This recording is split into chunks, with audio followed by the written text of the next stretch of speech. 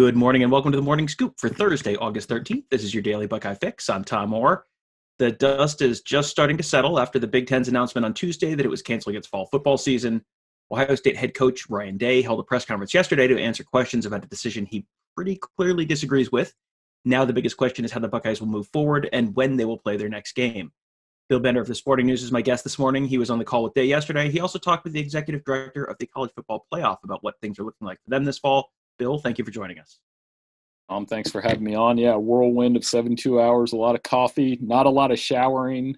It's been a wild 3 days and, a sad 3 days for people in Central Ohio, obviously, and other Big Ten spots. And I'm here to sort you out. So I'll let you just fire away at me and let's go from there. All right, we appreciate you making time for us. I know this has been kind of a crazy week for all of us. When we talked to Ryan Day on Tuesday around lunchtime, he said that he had talked with Gene Smith about potentially finding a way to play in the fall, like a barnstorming season, just playing against SEC teams or a cross-section of the Big 12 ACC. And SEC sounded great. And then Tuesday evening, Gene Smith released a statement saying, quote, Ohio State has continued its communications with the Big Ten conference office regarding a scenario to still play fall football games, but has now determined that this would not be an allowable opportunity for us to move forward. Bill, other than the fact that a barnstorming tour would have just been simply too awesome to exist in this bizarre year of ours, do you have any sense what exactly makes that impossible for Ohio State to do? Well, I think it has to do with optics with the conference, and we're going to talk about Nebraska, I'm sure. But Nebraska is acting like somebody that's been in the conference for 9 or 10 years, and Ohio State is the flagship. This will get me in trouble on your show. I think Ohio State and Michigan are the co-flagships in a lot of ways. They draw a lot of, water in those meetings dating back to Bo and Woody. They're obviously Jim Harbaugh was one of the loud voices saying they should play too. But I mean, this gets back to Ohio State, and I get it why they would try to play because no other program in the Big Ten lost more than they did the other day. Ohio State had a national championship caliber team. They're the only returning Heisman finalist. They got punched in the gut worse than anybody else, knowing that they may have to sit back, and that's a just horrible thought of them sitting back and watching Alabama and Clemson and Oklahoma and everybody else vie for what could be a legitimate national championship.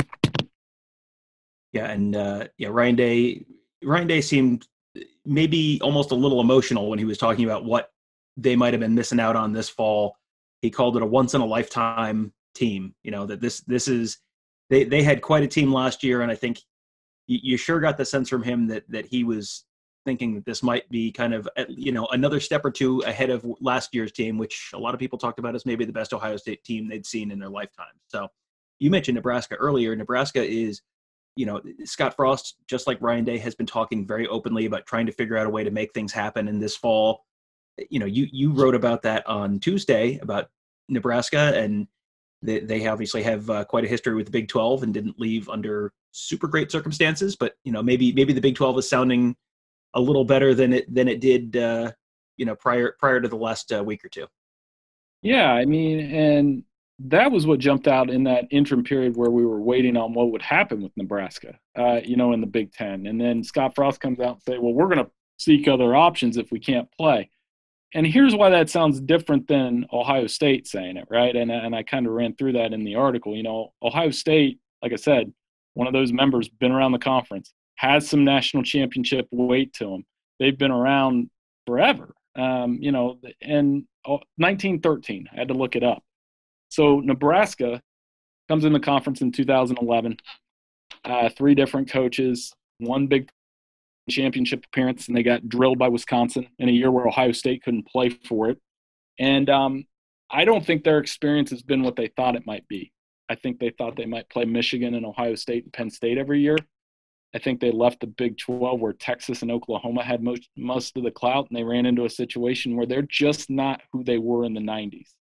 And I don't know if those days will ever return. I mean, I can make the argument to you right now, Tom, that Nebraska is they're not the best program in the Big Ten West. Wisconsin is. Is Nebraska a better program than Iowa right now? Maybe Minnesota. I don't think they are. And they're probably in that discussion instead of with the other heavyweights that are top 10 revenue producers.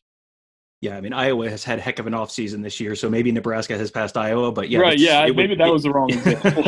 it's you've got a pretty strong case that PJ Fleck and Minnesota are definitely ahead of Scott Frost and Nebraska right now. It is jarring to be at Memorial Stadium in Lincoln and look up on the wall of the skyboxes across from the press box and see all the national championships from the '90s, and they have the conference championships listed up there. And I forget what the last year up there was, but it's 1999 or 2001 or something like that. And it's just like, did they forget to paint the rest of them on there? It just there's a list of all of Right. these conference championships, and then it just stops all of a sudden.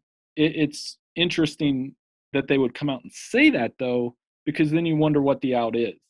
Are they really serious about leaving the Big Ten? And are they really serious about going and playing a rogue one-off schedule that Ohio State was talking about? But I think that's why Gene came out and said what he did, because probably had a talk with, some higher ups, because Ohio State is that, like I said, flagship of the conference. So I don't know where Nebraska goes from there. I think it's going to make for some very interesting off-season headlines, especially if they don't play in the spring.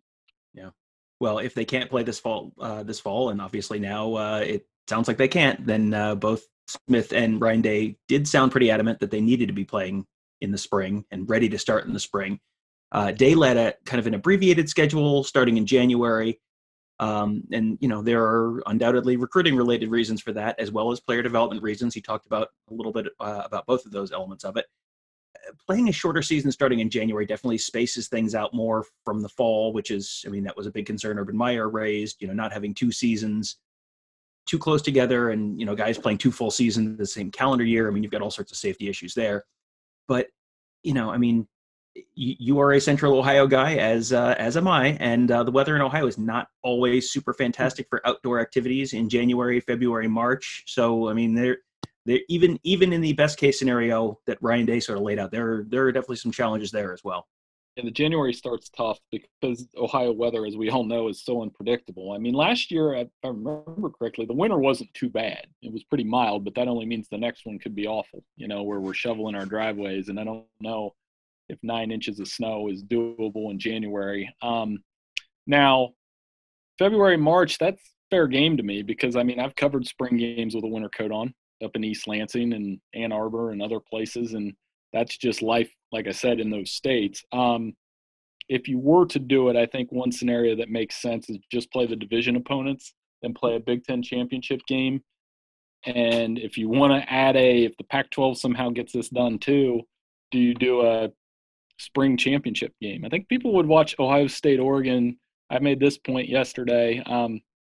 Me personally, if it's in April and I'm watching, have a choice between Ohio State, Oregon, and a spring national championship game versus Michigan State versus pick your ACC team in the Final Four, I'm watching that Buckeyes Ducks game because I'd probably be more intrigued in that.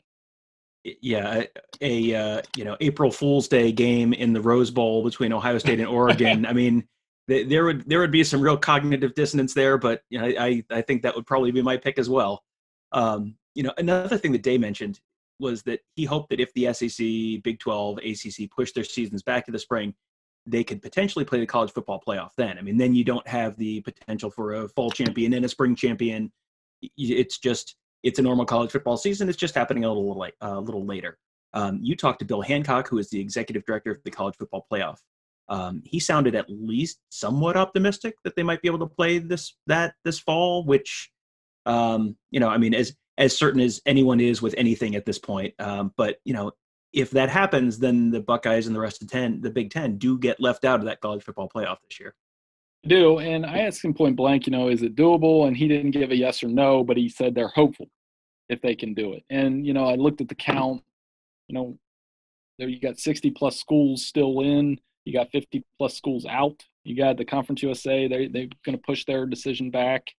And to me, the point is, can you do it with 3 power conferences? And I think they can. I mean, we did see a playoff a couple years ago that had 2 SEC teams, Georgia, Alabama, Oklahoma out of the Big 12, and Clemson out of the ACC. And what it does create is an interesting opportunity for the American Athletic Conference, which I don't know if they'll get a playoff team, but, they're probably more anxious to play now too. So it can be done. It wouldn't feel the same.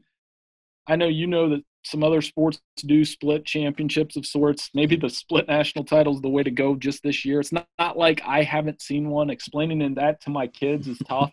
Yeah, in '03, LSU and USC split the national title, and they had the BCS. So there are worse things in this world than a split national title. Yeah, this is if you remember the '90s, there were a couple of them. Kids, let me sit down. Let me tell you about the year that Georgia Tech and Colorado shared the national championship. Yeah, that is a thing that really did happen in the lifetime of people who are not that old yet. So, um, I know we just talked about the fact that this is all kind of unpredictable and no one really knows what's going to happen. So now I'm going to ask you, what do you see the most likely way that the next 6-8 months plays out? Is this, the SEC, ACC, and Big 12 play this fall? Do some or all of the conferences play next spring? Does it all just get pushed back to the fall of 2021? What do you think at this point is kind of the most likely based on your conversations with folks around the country?